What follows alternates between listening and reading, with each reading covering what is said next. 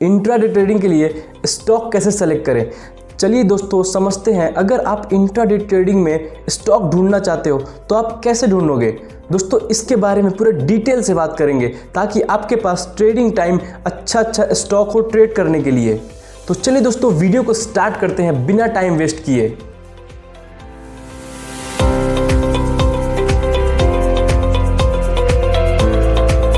दोस्तों इसमें पहला तरीका है, गूगल पे जाके सर्च करोगे इक्विटी स्टॉक वॉच, फिर उसके बाद आप देखोगे NSE की साइट पे आप क्लिक करोगे, फिर उसके बाद आप यहाँ पे बिलियंस में आ जाओगे। अब बिलियंस में आने के बाद आप देखोगे यहाँ पे इतना सारा स्टॉक है। जो टॉप पे जो स्टॉक चल रहा है तो वो स्टॉक हैं जिनमें सबसे ज़्यादा ट्रेड हो रहा है, सबसे ज़्यादा जिनका वॉल्यूम है, जिसमें सबसे ज़्यादा लिक्विडिटी है दोस्तों। और ये डेटा हमेशा चेंज होते रहता है। जिस स्टॉक में सबसे ज़्यादा पैसा लगता है वो स्टॉक टॉप पे आ जाता है।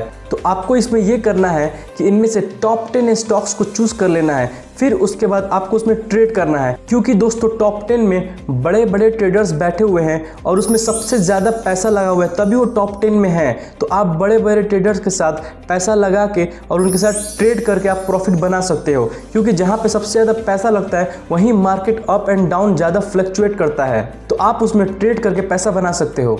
और दोस्तों दूसरा तरीका ये है कि आपको कुछ अच्छे स्टॉक्स को चूज़ कर लेना है कि जिनमें आप रेगुलर ट्रेड करते हो। बस उसमें कुछ चीज़ों का ध्यान रखना है, जैसे वो अच्छे कंपनी के स्टॉक होने चाहिए और उनका लिक्विडिटी अच्छा होना चाहिए, उनका वॉल्यूम अच्छा होना चाहिए।